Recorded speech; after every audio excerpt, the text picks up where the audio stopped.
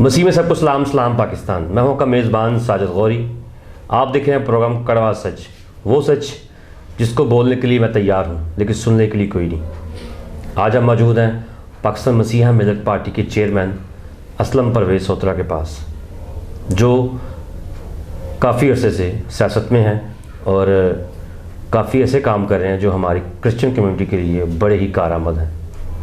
कोई भी वाक़या हो किसी मजंगनाओ आबाद इलाके का जहाँ पर लोगों को निकाला गया, उसके ऊपर उन्होंने आवाज़ उठाई। फिर कसूर के एरिया में चूनिया के इलाके में एक गांव है, वहाँ पर ये आवाज़ उठा रहे हैं। और स्पेशली जो 2011 में एक मर्डर हुआ सिस्टर बगीटा अलम्बे, जो एक सिस्टर थी पाकिस्तान में, उन्होंने खुदा के लिए अपनी पूरी ज़िंदगी वक्फ कर दी मसीह कौम के लिए। उनको 2011 में मर्डर किया गया उनका, और नामालूम अफराद के ख़िलाफ़ पर्चा भी किया गया मॉडल टाउन थाने में। जब ये जहानाबाद के सानिया में जब जेल गई, उसके बाद उस केस को किसी ने पुटअप नहीं किया, लेकिन अब ये दोबारा पुटअप करना जा रहे हैं। इस सारे वक़ूअ के साथ हम इनसे गुफ्तगू करेंगे, तो आइए इनसे बात करते हैं। जी सर, क्या हाल चाल है आपके? खैरियत। तो आप सुनाइए, आप खैरियत से हैं? मैं ठीक ठाक। सर जी, पहले तो मैं बताएंगे कि मुबारकबाद देंगे आपको कि आपने मजंगनाओ आबाद के जो इलाका था उसको क्लियर करवाया और लोगों को, मसीही लोगों को वापस अपने अपने घरों में भेजा। मैं समझता हूँ कि खुदावंद का नाम मुबारक हो जिसने मुझे सलामती से उस बड़ी मुसीबत से छुड़ाया और फिर अपनी कौम के लिए इस्तेमाल कर रहा है।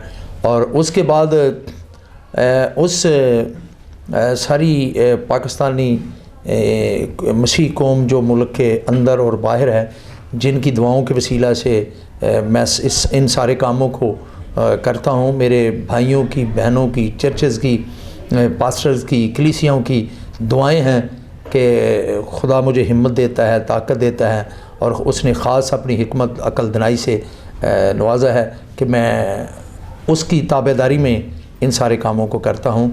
इसके लिए इसकी सारी मुबारकबाद का हकदार जो है वो आपका और मेरा और पूरी कायनात का खुदा जो है वो है, उसका बेटा यीशु है।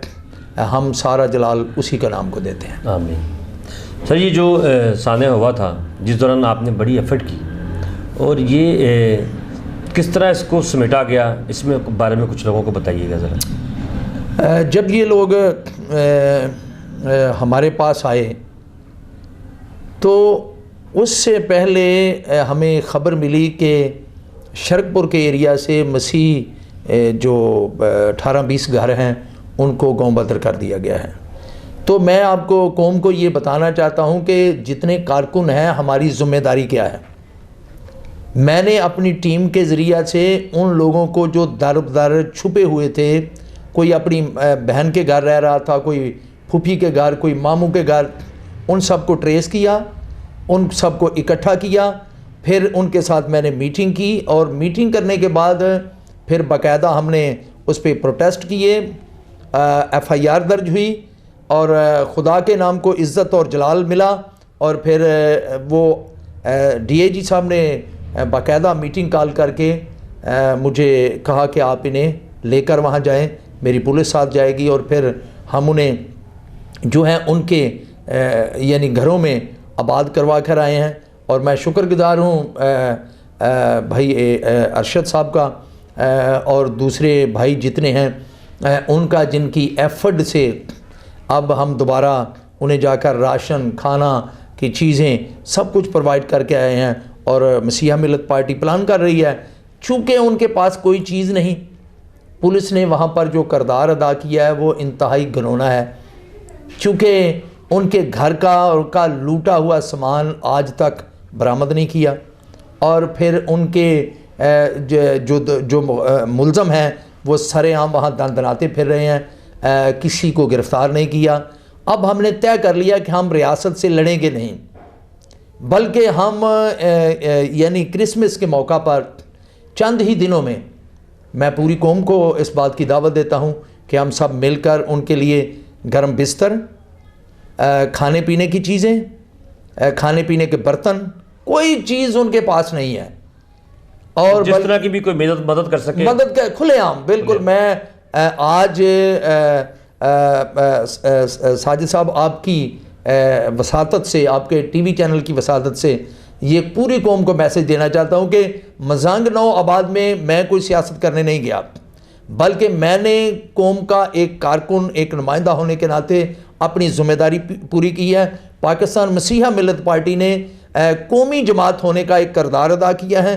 किसी यानी हमने दबाव को कबूल नहीं किया, बल्कि वहाँ पर जाकर उनको आबाद करवाया है। अब मैं पूरी कौम को दावत देता हूँ कि वो जो लुट चुके हैं, जिनके माल मवेशी घर बार सब कुछ छिन गया था, बड़ी मुश्किल से उनको उनके घरों में आबाद किया गया है। अब हम सब की जिम्मेदारी है कि हम सब मिलकर, क्रिसमस से पहले पहले बहुत सर्दी है, हम उनके लिए जो गर्म कपड़े उनके पास नहीं है, उनके पास नहीं है वो यानी गर्म बिस्तर नहीं है, उनके पास खाने पीने के बर्तन नहीं है, उनके पास खाने पीने की अशिया नहीं है, वो सब उन्हें मुहैया करें।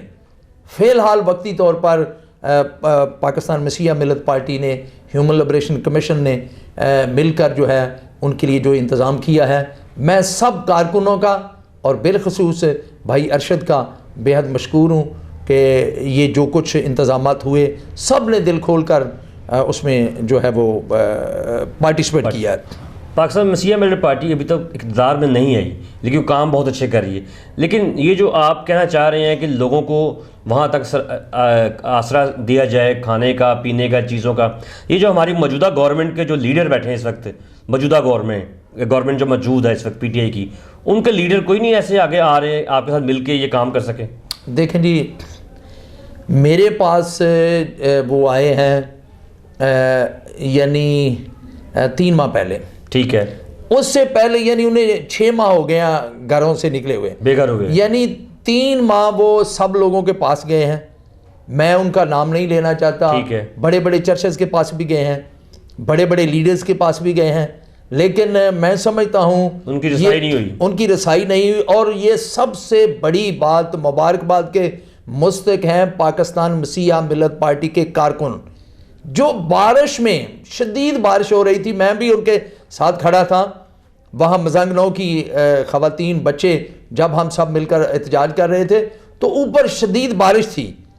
तो डॉक्टरों के मुताबिक मुझे यानी बहुत बचना होता है सर्दी से, लेकिन इसके बावजूद मैंने अपनी कौम के लिए, मेरे सारे साथी कारकुन जो हैं वो घबराए हुए थे कि इनको चूँकि मसल का प्रॉब्लम है, यानी मोरों का प्रॉब्लम है, इसलिए इनके लिए बड़ा मुश्किल है, लेकिन हमने किसी चीज़ की परवाह नहीं की। आज वो कारकुन इन यानी मसीह ख़ानदानों की वहाँ आबादकारी के बाद मुबारकबाद के मुस्तहिक हैं। खुदा उन सबको बड़ी बरकत दे, उनके ख़ानदानों को बड़ी बरकत दे, जिन्होंने भरपूर जद्दोजहद की और उस वक्त तक चैन से नहीं बैठे जब तक उनके घरों का कब्ज़ा उन्हें दिलवा कर उनके घरों में उन्हें आबाद नहीं करवाया। जी, नेशनल न्यूज़ की जानिब से ये पैगाम पूरी कौम को जाएगा कि मसीहा मिलत पार्टी के चेयरमैन असलम परवेज़ सोहतरा साहब ने जब मजांग नौ आबाद के जो लोग हैं उनको घरों में पहुँचाया, तो ये बहुत ही खुशी की बात है। हमारे मसीही कौम के जितने भी लोग 6 माह से जब घर से बाहर निकले और उनको आसरा देने वाला भी कोई नहीं था, लेकिन बाहर इनकी जमाती चूनिया का इलाका, जी जी, वहाँ पर भी सुनना कोई जागीरदार हैं जो चर्चिज़ में और दूसरे घरों में उनके गंदे पानी की निकासियात खोल दी गई है। ये क्या वकूआ है? मुझे 2-3 दिन पहले इतला मिली थी जी कि कुछ लोग आए थे गांव जमशेर जी, ये चुनिया तहसील का एरिया है डिस्ट्रिक्ट कसूर का। तो उन्होंने आकर बताया कि जी हम नस्ल दर नस्ल वहाँ पर यानी क़याम पाकिस्तान से पहले से हमारे आबा अजदाद वहाँ पर थे और हमने अपने घर पर, और सबसे बड़ी बात कि जिस जगह पर उन्होंने अपने घर बनाए हुए हैं वो ज़मीन का इंतकाल उनके नाम है, उनके नाम पे, लेकिन इसके बावजूद उन्होंने बताया जी हम कुछ लोगों को तो हमें निकाल दिया गया है और बाकी कुछ लोग जो हैं वहाँ पर रह गए हैं। 100 के करीब वहाँ पर ख़ानदान थे, अब 15-20 लोग रह गए हैं, बाकी सब लोगों को उन्होंने वहाँ से निकाल दिया है। आपने मजांग नौ का इशू जो है उसे लिया और उसमें कौम की मदद की, आप हमारी मदद भी करें। तो उसी वक्त मैंने मसीहा मिलत पार्टी की टीम जो है उसे वहाँ भेजा है, वो जाके सारा मुआयना करके आई है, सारा उन्होंने विज़िट किया है और हमने DPO को उसके मुतल्लिक़ दरख्वास्त दी है। और वहाँ पर जो हमारी टीम गई है उन्होंने आकर बताया कि चर्च को जाने वाला रास्ता जो है उस पर कब्जा हो चुका है। अब लोगों का गंदे पानी का जो निकास था उसे बंद करके उससे उनके घरों तक महदूद कर दिया गया है। वहाँ से तदफीन उठ रही है, लोग बीमारियों में मुब्तला हो रहे हैं, और वो जो जागीरदार हैं वहाँ के, वो ख़वातीन को, बच्चों को जब वो बाहर निकलते हैं उन्हें गाली गलौज करते हैं, बुरी बुरी उनके लिए बातें बोलते हैं। और मैं समझता हूँ कि ये बहुत बुरी तरफ जा रहे हैं। अब पाकिस्तान के साथ खड़े होकर हम पाकिस्तानी रियासत के साथ खड़े होकर हम हिंदुस्तान में उत्तर प्रदेश और ये जो रियासत है अपना जम्मू कश्मीर वाली, इनमें बैठे हुए जितने क्रिश्चियन मुस्लिम पर होने वाले हिंदुओं के जुल्म जबर हैं, हम उनकी भरपूर मजम्मत करते हैं। ठीक है। लेकिन अगर पाकिस्तान में भी अक़लियतों के साथ, मजहबी अक़लियतों के साथ वैसा ही रवैया हो कि उनके घरों से उन्हें निकाला जाए, उनके माल मवेशी छीन लिए जाए, उनका घर माल लूट लिया जाए, और पुलिस जो है हरकत में ना आए, कानून हरकत में ना आए, तो मैं समझता हूं कि हिंदुस्तान की गवर्नमेंट में और इस गवर्नमेंट में क्या फ़र्क है। अच्छा, मैं दूसरी बात यह है कि हमारे पाकिस्तान में जबरन मज़हब तब्दील हो रहा है, जबरन घरों के पर कब्ज़ा हो रहा है, ये हमारी मसीही कौम के लिए क्यों हो रहा है? मैं समझता हूँ कि आज यहाँ पर कौन सी कमज़ोरी है? यहाँ पर कमज़ोरी है हमारी कलीसियाओं की जी।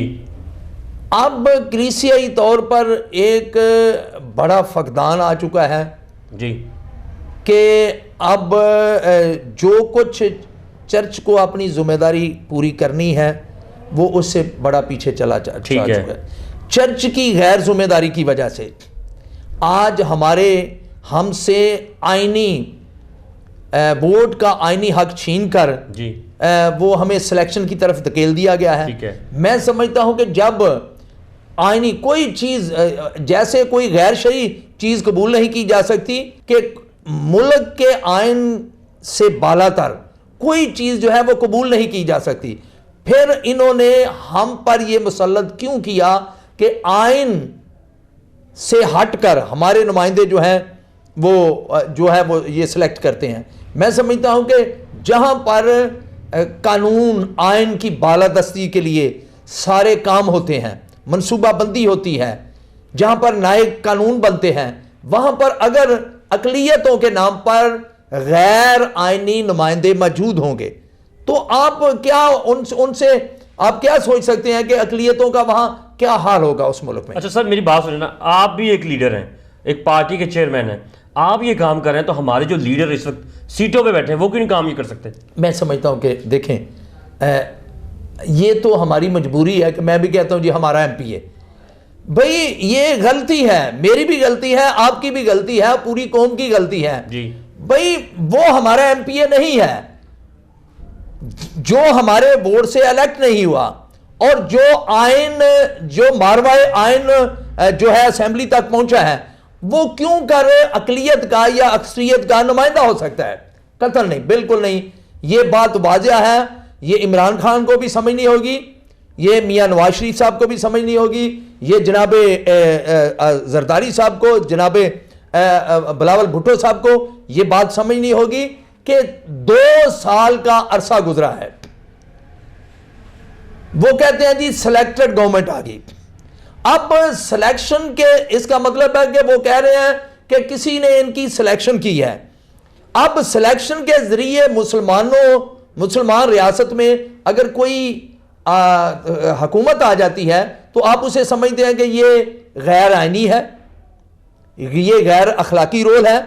और ये पार्टियां जो शोर कर रही हैं कि पाकिस्तान में सिलेक्टेड गवर्नमेंट ने 2 साल में तबाही मचा दी, मैं उनसे ये सवाल करता हूं, जरदारी साहब से मैं सवाल करता हूं, मियां नवाज शरीफ साहब से, मैं चौधरी शहजाद साहब से ये सवाल करता हूं, मैं मौलाना फजल रहमान साहब से ये सवाल करता हूं कि ये बताएं कि आपका तो 2 साल में इतना बुरा हाल हो गया और आपने 20 साल से हमें सिलेक्शन के हवाले किया हुआ है। आप खुद सिलेक्टेड लोग अकलियतों के हमारे ऊपर मुसल्लत कर रहे हैं। क्या ये गैर आईनी नहीं, गैर शरी नहीं, गैर कानूनी नहीं कि आप पाकिस्तान के आइन को भूलकर, पाकिस्तान के आइन को रद्द करके अकलियतों के लिए, सिर्फ अपने मफादात के लिए कि ये नुमाइंदे हमारे होंगे? नहीं तो क्या मेरी बात सुन सर, अगर कोई आ जाता है पार्टी की तरफ से वोट के बगैर, चाहे वो मिनॉरिटी का बंदा हो, चाहे क्रिश्चियन हो, चाहे हिंदू हो, चाहे पारसी हो, अगर वो सीट के लिए आ जाता है, पावर भी उसके पास आ जाती है, तो वो काम क्यों नहीं कर सकता? मैं समझता हूं कि देखें, मेरे नज़दीक तो इनके पास कौन सी पावर है?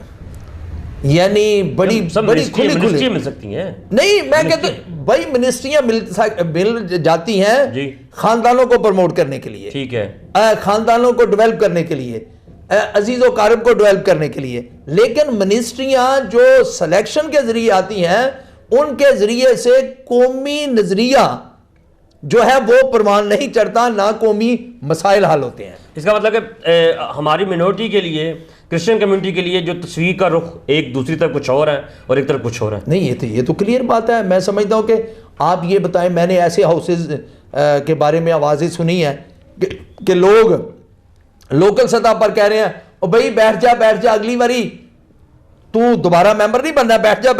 मैंने ऐसी आवाज़ें सुनी हैं। अब जिन लोगों के बारे में मैं कहता हूं जो पैराशूटेड अब क़यादत हमारे सामने लाई जा रही है, जो पैराशूटेड सिलेक्शन के जरिए आकर यहां पर मसलत हो रहे हैं, जब तक इनका रास्ता ना रोका गया, मसीही कौम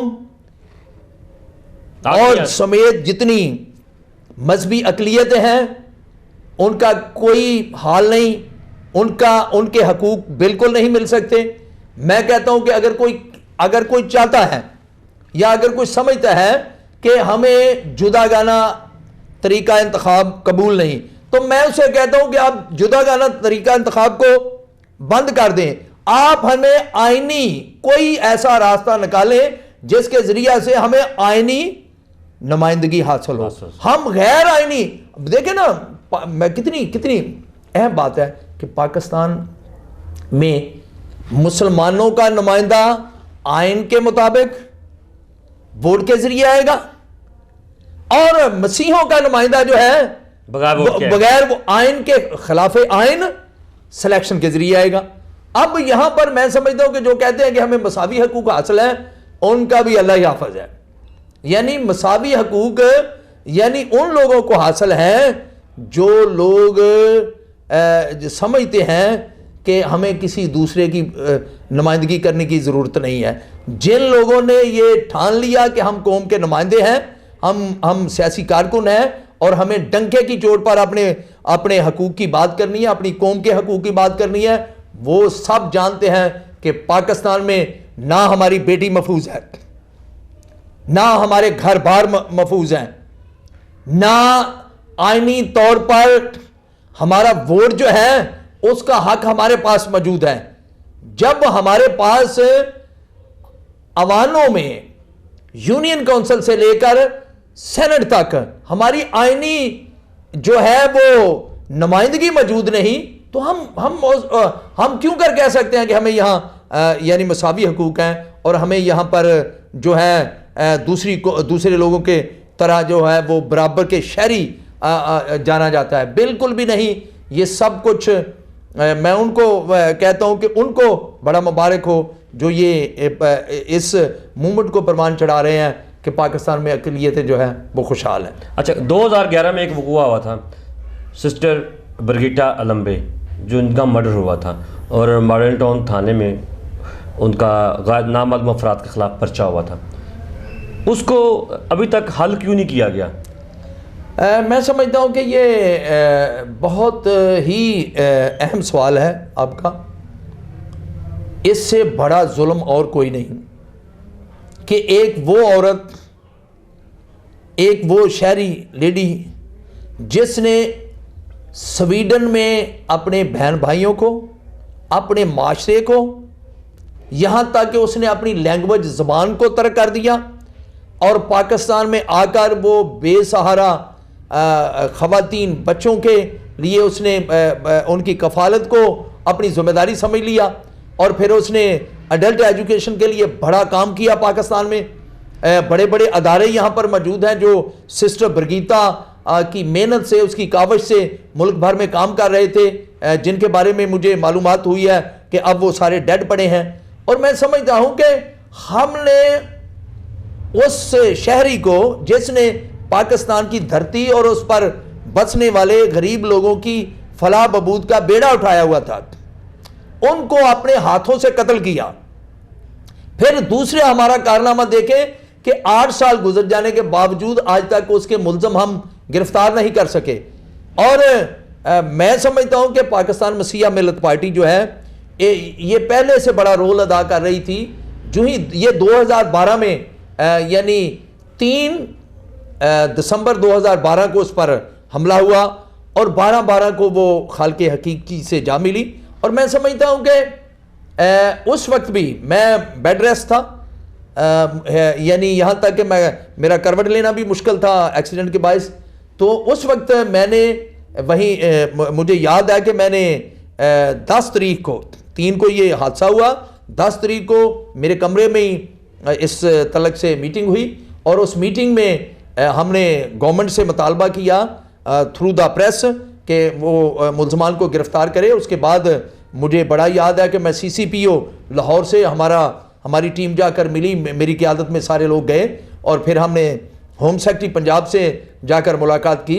उन्हें कहा, उन्होंने IG साहब को, DIG को ख़त लिखे कि इसके मुल्ज़मान जो है गिरफ़्तार किए जाएं। लेकिन उसके बहुत तेज़ी से हम इस केस को हल करने की तरफ जदोजहद कर रहे थे कि 25 मार्च 2015 को मुझे गिरफ़्तार कर लिया गया, फिर एक बड़े मुकदमे में फंसा दिया गया और 5 साल के बाद जब मैं आया हूँ तो वो लोग वहीं का वहीं। फिर आते ही मैंने अपने सारे साथियों को इस बारे में इन्फॉर्म किया है कि हम इस मुकदमे को दोबारा से जो है वो देखेंगे। फिर मैं थाना मॉडल टाउन गया हूँ, DSP साहब को मिला हूँ, इन्वेस्टिगेशन अफसर को मिला हूँ, फिर मैंने जाकर जो है वो होम सेक्रेटरी साहब से मुलाकात की है।